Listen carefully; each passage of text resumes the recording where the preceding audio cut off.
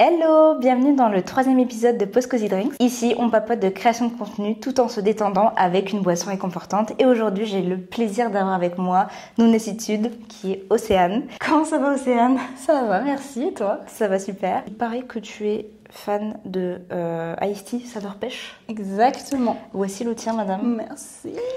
Explique-moi pourquoi le Ice Tea saveur pêche. Qu'est-ce qui fait que tu as choisi cette boisson aujourd'hui? Raconte-moi ça. Moi, je suis pas très soda. Je bois très peu de boissons. Je bois que de l'eau. Et le seul soda que j'aime, c'est l'Ice Tea. Et je bois ça tout le temps.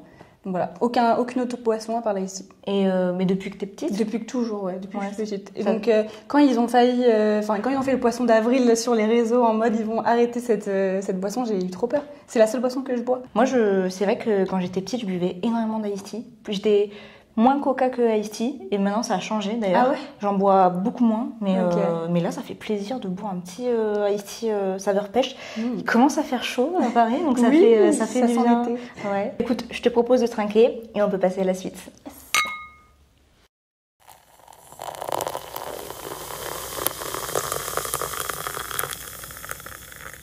Pour commencer, Océane, je te propose de te présenter un petit peu, de nous raconter qui tu es. Alors moi c'est Nouness sur les réseaux, mais mon vrai prénom c'est Océane. Peu de gens le savent, mais voilà, maintenant vous savez, je m'appelle Océane, je m'appelle pas Nouness. Nouness c'est mon nom de famille. C'est mon surnom et mon nom de famille. Tout le monde m'appelle comme ça dans mon cercle proche. Et du coup, je suis créatrice UGC depuis 2023. Le début 2023. Avant, je faisais pas du tout ça. Avant, j'étais dans l'audit, dans la finance. J'ai fait un master en finance. J'ai travaillé 2 ans dans un grand cabinet d'audit et après dans une grande société de grande distribution. Et j'ai tout plaqué du jour au lendemain. Et je me suis lancée dans la création de contenu UGC. Et à la base, je suis passionnée de make-up depuis vraiment toute petite. Dès que je pouvais choisir mes jouets quand j'étais petite, c'était du make-up. Ah ouais? Make-up pour enfants. Ouais. Ah ouais? Et du coup, j'ai toujours adoré le maquillage. J'ai jamais osé me mettre sur les réseaux, sur YouTube à l'époque. On était jeunes aussi quand YouTube ça a commencé. Ouais. Donc, mais franchement, j'enviais trop les filles qui osaient. Je suivais les petites youtubeuses de l'époque et tout. Mais jamais osé. Pour moi, c'était pas possible. Et je me suis lancée quand même finalement en 2021. Donc vraiment après. Et, sur Instagram, faire de petites vidéos make-up. Okay. Et donc j'ai toujours aimé la création de contenu et c'est pour ça que quand l'UGC a débarqué, j'ai sauté dessus. D'accord, donc quand même en 2021, avant que du coup l'UGC vraiment prenne de l'ampleur en France, tu avais déjà commencé quand même à créer ton petit contenu, le poster et tout, le partager. Ouais, mais c'était surtout beauté, make-up. C'était très axé beauté, make-up parce que je suis passionnée de maquillage. Donc mon but c'était de montrer ce que je sais faire et de potentiellement développer une communauté autour du make-up. Parce que j'avais tellement rêvé de ça depuis que j'étais petite que j'ai osé en 2021 et j'ai même fait une émission de télé make-up. Ah ouais, c'était quoi? Enfin, si tu veux en parler. Oui, bien sûr, c'était les reines du make-up. Je m'étais inscrite à la base de reines du shopping parce que je connaissais que cette émission. Et c'était la seule émission où je me voyais potentiellement participer parce que c'est cool et tout, j'aime la mode et tout. Et finalement, ils m'ont prise pour les reines du make-up. Donc c'est dans les mêmes studios et tout, c'est la même émission, mais que pour le make-up. Trop bien. Ouais. Et du coup, il y a quelqu'un gagne à la fin et tout? Oui, j'ai pas gagné. T'as pas gagné? J'ai perdu. Oh. Non mais j'étais deuxième. Bon, donc ça va. Mais sur 4. Deuxième sur le podium quand même. On peut applaudir. Mais bon, j'ai rencontré une fille d'ailleurs qui a gagné, avec qui je suis toujours en contact depuis, donc trop bien en fait. Cool. C'était une super expérience. Ah ouais, trop bien. Comme quoi, c'était déjà là et il se passait déjà des choses avant l'UGC. Oui. Ça me permet de rebondir un petit peu. Donc tu me dis, voilà, tu as déjà créé du contenu en 2021, tu avais déjà des choses qui se passaient en fait. Ouais. Et du coup, qu'est-ce qui t'a donné envie, comment tu as connu l'UGC et qu'est-ce qui t'a donné envie de te lancer à ton tour?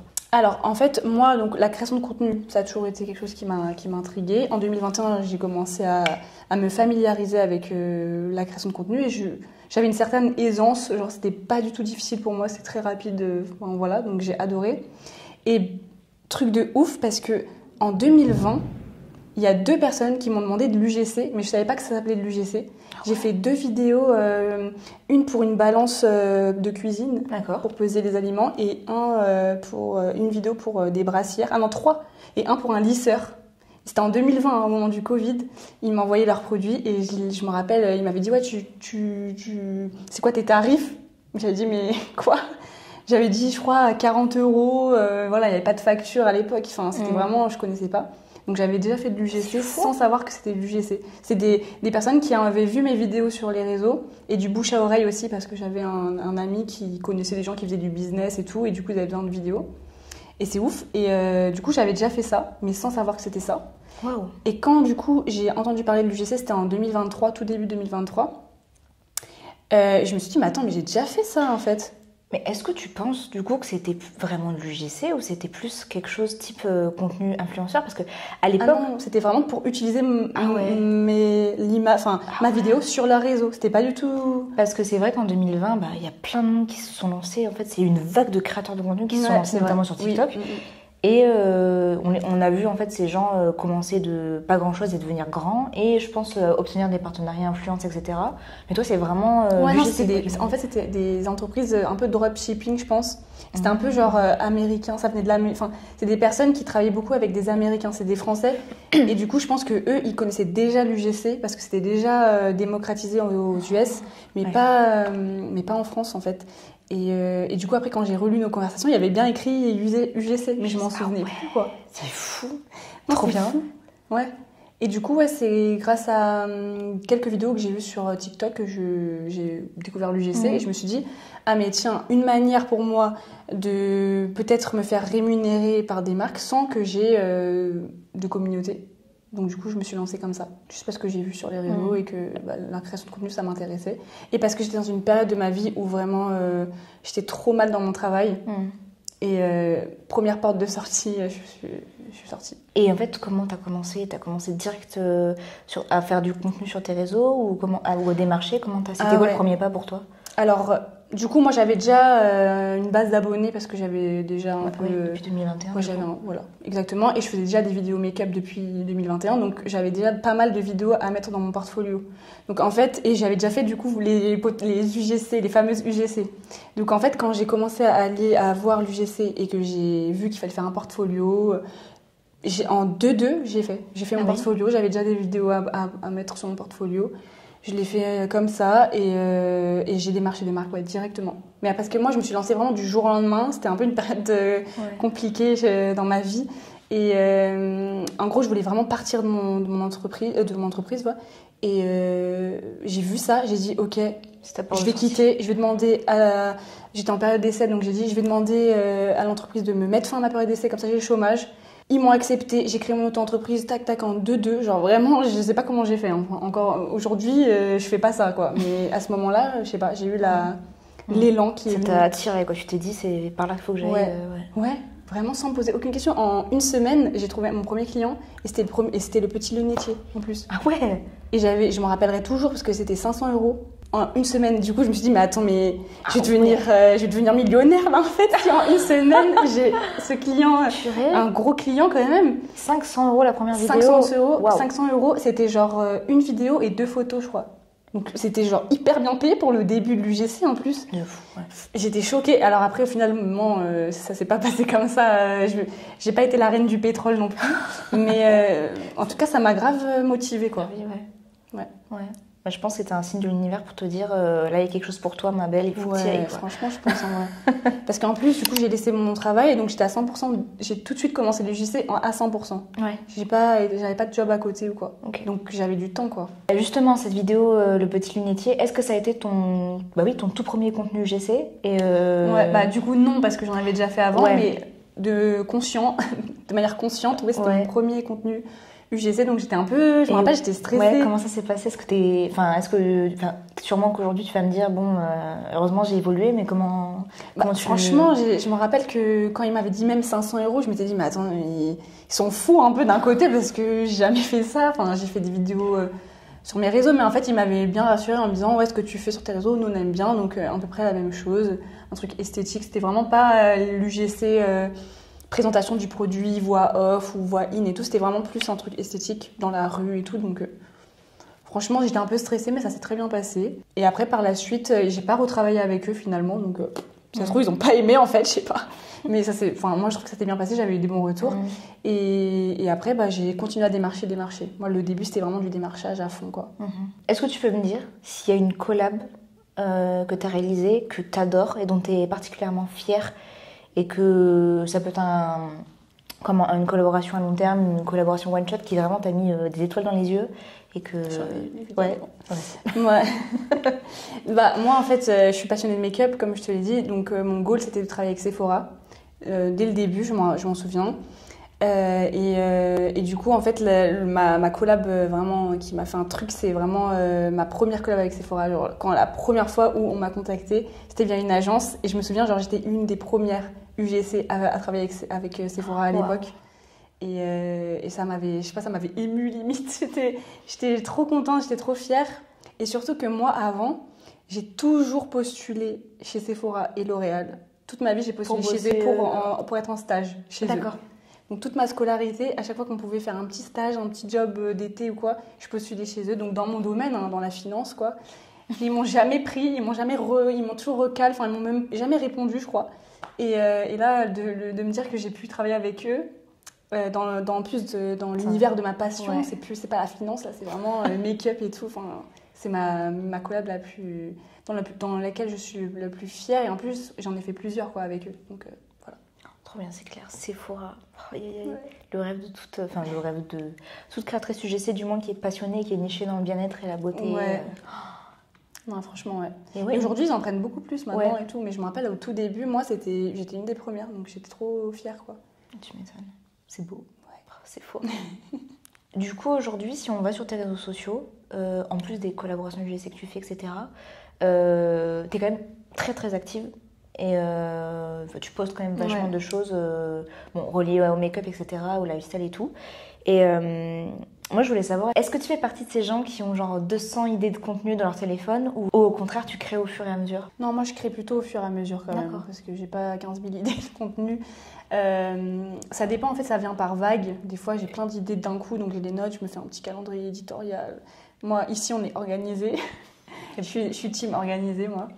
Mais sinon, non, j'ai pas... Enfin, je suis plus... je vais prévoir peut-être sur 2 semaines max. C'est bien déjà. Ouais, mais bon, c'est pas tout le temps. Parce que moi, je fais la semaine et encore, des fois, je loupe des trucs quand je suis pas... Bon, ça, c'est un problème aussi, mais quand je suis pas satisfaite ou quoi, et... Moi, par contre, non, je poste. Quand j'ai fait la vidéo, je la poste. Que j'aime ou que j'aime pas, je la poste. C'est ce que j'essaie de me dire de plus en plus. C'est bon là, j'ai passé du temps dessus, ça m'a pris du temps, mon énergie. Même si ça me plaît pas, je poste. Mais c'est dur quand même de se dire. C'est dur de se dire. Si toi-même, t'es pas fier de toi, tu vas te dire mais pourquoi les gens ils seraient contents de la vidéo. Mais pour moi, à partir du moment où t'as mis du temps, t'as mis du cœur et tout, et que c'est dans ton domaine, poste là. Ouais. Beau message. Et justement, est-ce que tu as des habitudes ou des petits rituels que tu fais, en fait un petit truc vraiment à toi que tu fais quand c'est page blanche, quand tu bloques pour te redonner un peu d'inspiration? Franchement, justement, c'est vraiment là où j'ai un problème. C'est que quand je bloque, je cherche absolument à combler ce vide. Et je pense que j'ai fait cette erreur là ces derniers mois. C'est qu'à un moment donné, j'ai tellement posté tous les jours pendant des mois et des mois, même des années, je pense. Et j'ai atteint un certain nombre d'abonnés, etc. J'étais contente. Et donc, au bout d'un moment, je postais juste pour la performance, je postais juste pour avoir des abonnés, je postais juste pour que mon compte il monte. Et je postais plus parce que ça me faisait kiffer. Et des fois, donc, je savais plus quoi poster. J'avais l'impression d'avoir fait le tour de toute la question. Et je cherchais quand même, donc je prenais des inspirations et je le faisais, et je conseille pas de faire ça. Je conseille pas parce que ça se ressent d'une manière ou d'une autre, que c'est pas... T'es pas dedans autant que... Enfin, je sais pas comment expliquer, ça se sent, je pense, parce que de toute façon, même dans les résultats, je l'ai vu. Quand j'ai fait ça, j'avais beaucoup moins de visibilité. Je comprenais pas que ça fonctionne moins et tout. Et en fait, je me disais, mais attends, ça fait 3 mois que tu postes juste parce qu'il faut poster. Ouais. Tu t'épuisais en fait. Je m'épuisais. Et en fait, j'ai fait une pause là, pendant 2-3 mois pour juste vivre ma petite vie et tout. Et c'est comme ça qu'aussi la créativité, elle revient. Et je sais que c'est pas facile parce que des fois on a besoin de poster et on doit avoir des idées. Et puis on a toujours aussi, du coup, nous créateurs de contenu, le truc de se dire oh là là, il faut que je sois visible parce que il faut qu'on voit que les marques ou que les marques voient que je suis là, je suis active, je poste des trucs, mais c'est vrai que des fois, donc on dit poster quand on a fait le truc, mais aussi c'est peut-être aussi savoir s'écouter et se lâcher la grappe un petit peu de temps en temps. C'est ça, c'est quand tu le sens pas, prends une pause, va faire un petit tour, fais un truc que t'aimes. Moi j'aime bien faire du yoga, j'aime bien faire mon sport et tout, mais j'avoue que je le fais pas. Je suis un peu. Faut que je le fasse plus quand je ressens que je dois me poser, faut que je me pose parce que en fait ça se ressent dans le contenu. Oui, et puis moi je pense que il faut pas procrastiner, attention, parce que c'est un message pour moi d'ailleurs. Il faut pas procrastiner, mais des fois aussi se donner un temps de repos pour mieux redémarrer plusieurs jours et avoir un regain d'énergie plus tard. C'est vrai que c'est important quand même. Hyper important. Hyper important. Et moi, par contre, contrairement aux autres créatrices UGC, moi, j'ai jamais posté en mode UGC. Je sais pas comment expliquer. Moi, sur mon compte, ça a toujours été pour l'influence. Ouais. Moi, mon but, ça a toujours été de l'influence, ça a toujours été créer une communauté, ça a toujours été make-up, quoi. T'inquiète pas, on va en parler juste après. Ah ouais. Du coup, je voudrais rebondir sur un truc qui est très présent sur tes réseaux sociaux, c'est la make-upitude, ton concept que tu as sorti, qui est trop chouette pour les personnes qui adorent le make-up. C'est ton concept, la make-upitude. Et je voudrais savoir un petit peu d'où est née l'idée et qu'est-ce qui t'a donné envie en fait de partager ce concept et partager tous ces tips à travers ce concept. Ouais. Alors comme moi, mon objectif ça a toujours été l'influence. J'ai toujours posté des contenus en ce sens, donc pour fédérer une communauté, pour des tutoriels make-up, pour créer une communauté autour de la beauté et surtout du make-up. Et du coup, je me souviens, j'étais un peu bloquée dans l'évolution de mon compte. Et du coup, je m'étais fait coacher à l'époque par Andrea, social media, si tu passes par là. Et du coup, elle m'avait coachée parce que je lui avais demandé, voilà, en fait, qu'est-ce qui va pas avec mes contenus ? Moi, je veux que mon contenu il soit vu et tout. Enfin, donne-moi des petits tips. Et en fait, ça avait été très intéressant. Et elle m'a dit, il faut qu'on te reconnaisse toi. Il faut que quand on te voit, Nunes, c'est Nunes. Il faut qu'il y ait un truc qui est reconnaissable. Et du coup, le fait de créer un concept à toi, original, un concept qui vient de toi, c'est hyper intéressant pour se démarquer et pour que les gens se souviennent de toi et s'abonnent en fait. Et donc moi j'ai réfléchi des heures et des heures, j'ai testé plein de contenus différents, enfin plein de différentes choses, jusqu'à un jour, je sais pas, ça m'est venu comme ça, je me suis dit Nunassitude c'est mon pseudo, c'est reconnaissable, les gens à chaque fois ils se souviennent quoi, il faudrait que j'arrive à trouver un truc pour qu'on se souvienne de moi. Et le truc itude, on peut le mettre sur tous les mots en fait. Et du coup, c'est comme ça. Ça pop-up dans ma tête. Je me suis dit, make-up itude, ça peut être un truc sympa. Et une fois, j'avais fait une vidéo où je parle un peu mal au début. Je dis, mais arrête de faire ton liner comme ça. Et sans que ce soit make-up itude, hein, juste arrête de faire ton liner comme ça, là, qu'est-ce que tu fais et tout. Et après, je montre le tutoriel. Et en fait, cette vidéo, elle a percé. Et je me suis dit, ok, donc le hook est intéressant, il fonctionne. Et c'est comme ça qu'après, j'ai construit ce petit concept. Et du coup, je l'ai fait et ça a tout de suite marché. Du coup, ça, c'est motivant aussi quand tu crées un concept. Au début, des fois, il ne va pas fonctionner tout de suite, mais il va potentiellement fonctionner plus tard. Sauf que des fois, tu abandonnes avant, en fait. Et là, il a fonctionné tout de suite, donc j'étais trop contente. Et voilà. Parce que c'est vrai que c'est hyper reconnaissable. Enfin, moi, j'adore ces vidéos-là. C'est vrai qu'au début, c'est pas que tu te fais engueuler, mais tu te dis oh merde, elle a touché vraiment le point. Genre, tu fais ton liner comme ça. Moi, typiquement, le liner, je sais que je dois me reprendre beaucoup de fois avant qu'il soit bien et encore. Et je me sens, c'est une des vidéos que j'avais adoré parce que je me suis dit, purée, mais là j'ai plus le choix, là, il me faut la technique là parce que ça va plus, je me fais engueuler. Et non, mais vraiment, c'est hyper fun et hyper chouette parce que c'est rigolo. Et en plus de ça, t'as vraiment un vrai conseil derrière make-up, quoi. Donc c'est trop bien. Non, c'est ça. Et en fait, ce qui faisait que ça marchait aussi, c'était que, par exemple, je faisais n'importe quoi. Au début, je faisais, mais arrête de faire ton liner comme ça. Et je faisais ça comme ça. Et les gens, ils commentaient, mais personne fait son liner comme ça. Mais genre, qu'est-ce qu'elle raconte et tout. Donc, en fait, c'est comme ça joue sur une émotion, le hook, ça marchait. Même dans le négatif, entre guillemets, les gens, ils sont toujours là à vouloir commenter le moindre détail. Et du coup, ça marchait aussi pour ça. Parce que le début, c'est un peu impactant. Et ça joue un peu sur l'émotion de la frustration, de la colère. Et ensuite, après, je donne un vrai conseil. Et du coup, les gens, souvent enregistraient et posaient plein de questions et tout. Donc, ça faisait que le contenu il fonctionnait. Et du coup, j'ai fait ça pendant plusieurs mois. Toutes les semaines, je faisais ce petit épisode. Et ça m'a apporté beaucoup d'abonnés. Franchement, c'était cool. Mais là, je le fais plus. Je le fais plus, ce concept-là, en ce moment. Parce que t'en as marre ? Je c'est pas que j'en ai marre, c'est que comme je sais pas, j'ai fait un peu une pause, un peu de tout. Et c'est comme si je me disais, mais j'ai fait tous les tips, make-up, là, j'ai plus d'inspi. Je suis sûre que non. Alors que ouais, je suis sûre que non, mais... Il nous manque ton concept. Après, pas de pression. En plus, j'aimerais bien le refaire parce que c'est un concept qui me prend pas beaucoup de temps, que j'aime trop faire, c'est hyper fluide. J'aime bien les choses fluides et simples, moi, et ça, c'était vraiment mon truc. Donc peut-être que je vais le reprendre, tu vas me donner envie de reprendre ça. Dites-nous en commentaire si vous voulez voir le retour de la make-upitude. Ouais, je vais aller voir, donc commenter.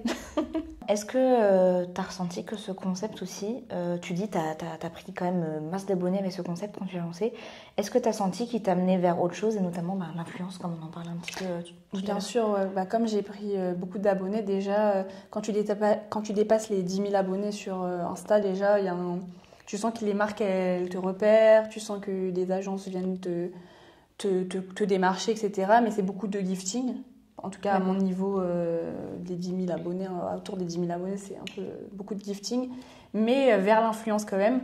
Donc, quand tu dis vers l'influence, c'est le style de marque qui te contacte? C'est genre des contrats influence rémunérés. Ouais. Parce qu'en fait, en général, on va me contacter en m'offrant le produit en échange d'une vidéo, donc ça reste du gifting. Mais que je dois poster sur mes réseaux, donc c'est de l'influence, tu vois. Mais je veux dire par là, ce que tu trouves que tu touches d'autres types de marques, des marques peut-être un petit peu plus premium avec l'influence ou... Comme je suis très nichée beauté, même avec l'UGC, je touche à peu près ces mêmes marques-là, je trouve. Donc, j'ai pas touché des marques plus premium parce que déjà dans l'UGC, en fait, je touche déjà des marques de beauté hyper intéressantes. Mais ça m'a pas fait toucher des marques... par exemple, L'Oréal, j'ai déjà travaillé en UGC autant qu'en influence, tu vois, donc voilà, c'est pour ça, l'UGC, ça peut être ouvert aussi à des marques comme ça. Il n'y a pas besoin de faire de l'influence. Mais moi, ce que j'ai aimé, c'est que ça m'a ouvert aux événements. Et ça, les événements influence, c'est trop bien. Franchement, c'est trop bien. C'est trop stylé. Tu dis qu'aujourd'hui, en plus, l'influence t'attire de plus en plus. Enfin, à la base, c'est quelque chose qui t'attirait, mais c'est vers là que tu as envie d'aller de plus en plus. Et qu'est-ce qui te donne envie, du coup, de vraiment explorer ce terrain-là? En fait, tu sais que moi, c'est mon objectif premier. Enfin, tu sais que l'UGC, c'était juste pour moi un dérivé de l'influence. Et donc, pour moi, l'UGC, c'était un moyen d'atteindre l'influence. Pour moi, l'UGC, ça a toujours été la petite marche, tu vois, qui me propulse vers ça. Donc, ça a toujours été mon objectif. Et pourquoi ? Parce que moi, ce que j'aime, c'est la communauté que tu fédères autour d'une même passion. C'est ça que j'aime, c'est que les interactions avec les gens autour de la beauté, c'est que du coup, ce soit une petite safe place, mon compte, autour de ma passion. Parce que moi, j'ai plein de copines et tout, mais j'en ai pas énormément qui sont comme moi, qui adorent le maquillage, qui se maquillent et tout. Souvent, elles aiment bien, mais voilà, sans plus. Et c'est comme si j'avais toujours voulu me créer un petit cocon avec toutes les petites girlies comme moi. Et du coup... par la suite, après, pouvoir être rémunérée par ce genre de marque-là, donc dans cette niche-là, c'est un peu un rêve pour moi. Comme je t'ai dit, la collab avec Sephora, c'était tellement un rêve pour moi. C'était en UGC, c'était déjà super, mais ce serait en influence, ce serait encore mieux. Ce serait un accomplissement, quoi, pour moi.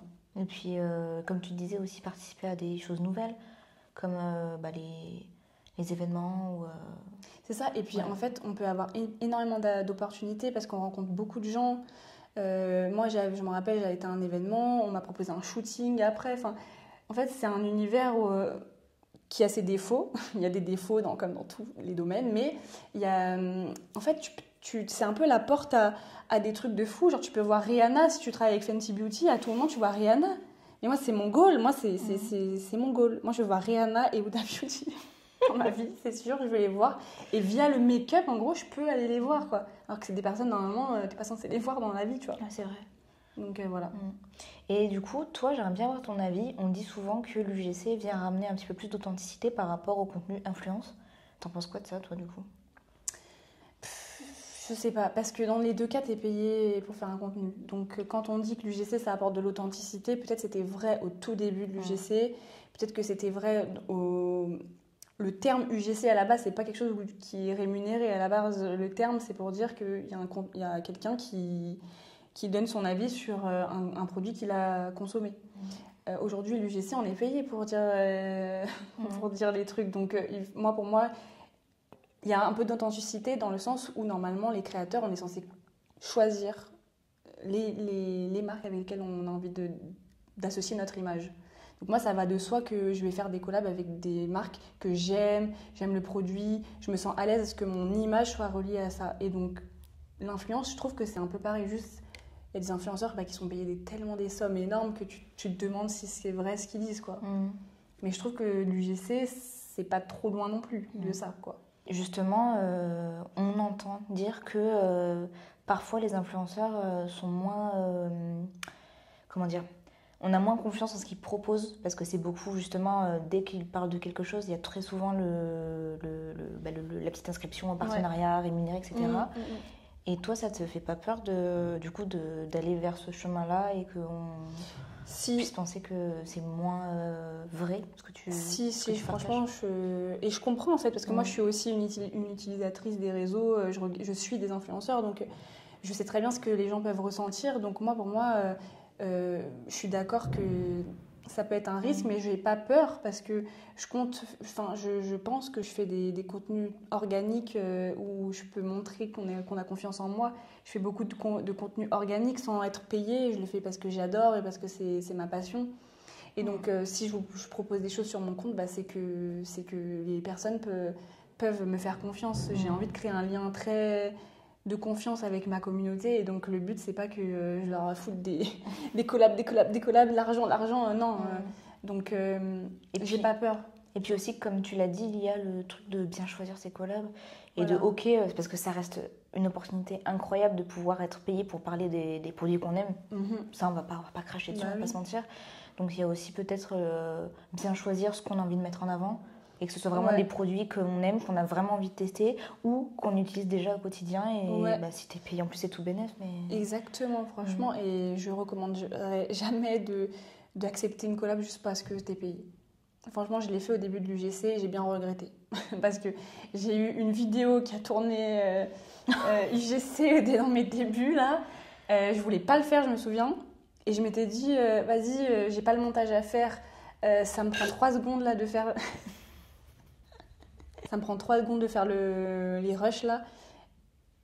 Franchement, j'ai regretté. J'ai regretté.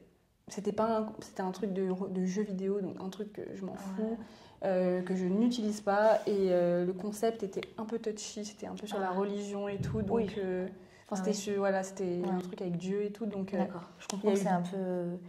Il y a eu beaucoup de commentaires. C'était humoristique, mais un humour, quoi. Tout le monde n'a pas. Cette sensibilité-là, même moi-même, je trouvais... Enfin, voilà, donc je l'ai fait et... Non. Après, c'est mon image, c'est important. Ouais. Du coup, comme tu nous l'as expliqué, tu publies énormément de contenu, de création de contenu pur sur tes réseaux pour les alimenter et pour partager des choses qui te plaisent. Mais moi, j'aimerais savoir si tu pouvais nous dire, en termes de pourcentage, UGC et influence, qu'est-ce qui te prend le plus de temps ? Enfin, si tu avais des pourcentages à me partager. Ouais, faire mes comptes. Non, mais alors, moi, je suis vraiment 90% UGC. Enfin, c'est ce qui me rémunère à 90%. D'accord. J'ai pas un assez gros compte pour que l'influence me rémunère plus que 10%. Et encore 10%, je suis gentille. J'ai eu, je pense, 2 collabs rémunérés en influence. Et après, le reste, c'est des invitations aux événements, c'est des giftings. Donc voilà. Mais c'est 90% de mon temps, c'est l'UGC. Mais l'UGC, je ne le publie pas sur mes réseaux. Moi, ce que je publie sur mes réseaux, c'est mes trucs à moi. Ouais. Et du coup, t'aimerais bien que la tendance se renverse et faire plus de... plus d'influence et moins d'UGC. Ouais, c'est ça. C'est que...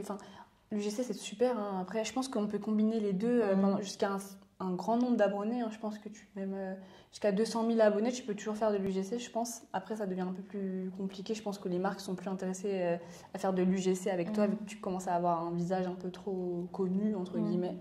Mais c'est quelque chose qui est grave compatible. Du coup, j'aimerais bien qu'au moins ça soit à 50-50, quoi. Ok. Quand tu penses à l'avenir de l'UGC, est-ce qu'il y a des choses qui t'enthousiasment ou au contraire, est-ce qu'il y a des choses qui t'inquiètent un petit peu ? En fait, je trouve que l'UGC, ça a évolué super vite. Donc moi, j'étais là au tout début. Donc j'ai vu toute la vague d'évolution. Et Je trouve que l'UGC, ça devient vachement plus professionnel, vachement plus en termes de matériel, etc. Donc ça me fait un peu peur, du coup, parce que moi, je me suis pas mis à la page sur les caméras, etc. Donc ça me fait un peu peur parce que je me dis, oula, mais est-ce que j'ai les compétences requises, quoi? Même si je trouve qu'il y a toujours des besoins avec, comme l'UGC un peu plus initial. Mais du coup, d'un côté, ça me motive aussi parce que c'est nouveau, c'est toucher à une caméra professionnelle, ça peut être quelque chose de très intéressant. Et par exemple, moi, j'ai pas peur que ça s'arrête. Par exemple, j'ai pas du tout peur. C'est vrai qu'on l'entend des fois. Que ça peut peut-être s'arrêter un jour. Que c'est éphémère. Moi, je pense que ça va pas s'arrêter, mais que ça va évoluer. Pareil, exactement. En fait, j'ai pas peur que ça s'arrête. Je sais que c'est quelque chose où il faut être prêt à ce que ça change et mettre les changements en place. Mais voilà. Moi, c'est plus, faudrait que tu mettes à la page sur les caméras et tout. Il y a des petites formations là qui me font de l'œil. Donc voilà. Mais sinon, non. Ouais. Moi, je pense que, ça c'est mon avis, je pense qu'il faut savoir faire de tout, dans le sens où il faut pouvoir s'adapter à ton client, être capable de faire de l'UGC vraiment authentique et à la caméra. Attention, pas avec des reflous et tout, hein, parce que ça me fait sortir de mes gonds quand je mets des trucs comme ça. Faire attention quand même au contenu qu'on propose, que ce soit bien fait, mais que ça puisse être un petit peu plus filmé au téléphone, etc. Mais je trouve que savoir aussi s'adapter et faire du contenu un petit peu plus pro, un petit peu plus studio, enfin pas plus pro parce que les deux sont pro, pardon, mais un peu plus studio ou un peu plus travaillé, ben c'est bien d'avoir la capacité de le faire et de pouvoir s'adapter, tu vois. Ouais, moi je suis totalement d'accord. Et par exemple, je pense que sans l'UGC, je me serais jamais tournée vers le matériel un peu plus professionnel parce que je me disais avec mon iPhone, moi je sais faire quoi. Mais alors que l'UGC là avec les évolutions, je me dis mais en fait je peux m'intéresser à la caméra et tout alors que c'était quelque chose qu'à la base ça m'intéressait pas trop, tu vois. Donc intéressant. Moi je trouve que c'est chouette parce que ça nous apprend à être créatif, ça nous apprend à développer de nouveaux skills. Ouais, exactement. Et bientôt on est vidéaste, photographe et tout. Non mais ouais. C'est intéressant, franchement. C'est un secteur, au final, qui, des fois, est mal vu, alors qu'en fait, moi, je trouve qu'on apprend trop. Moi, depuis que je suis à mon compte, mais j'ai toutes les casquettes, je suis commerciale, maintenant, je sais grave négocier. On sait bien prendre des plans, on a des skills dans la création de contenu, pas le droit, j'abuse, mais on crée notre petite société et tout. Enfin, c'est hyper complet, je trouve, comme métier. Hein. Et on est capable, comme tu dis, d'avoir plusieurs casquettes, de peut-être aussi toucher à d'autres choses en même temps que l'UGC. Oui. Moi, je fais exclusivement de l'UGC quasiment. Mais c'est ça ouvre plein de portes, je trouve. Parce que par exemple, j'ai un exemple qui me vient en tête, mais il y a une personne qui fait de l'UGC que je vois sur les réseaux et elle est aussi photographe maintenant, par exemple culinaire et tout, parce qu'elle fait beaucoup d'UGC food. Et je trouve que c'est chouette, quoi. Parce qu'en fait, elle s'est trouvée vraiment sa niche et ça lui permet de développer encore autre chose. Donc, comme quoi, il y a beaucoup de possibilités. Il y a tous les parcours possibles dans l'UGC. Bon, du coup, je te propose de passer à la dernière partie de la vidéo, qui est le dernier sip. Donc, c'est parti.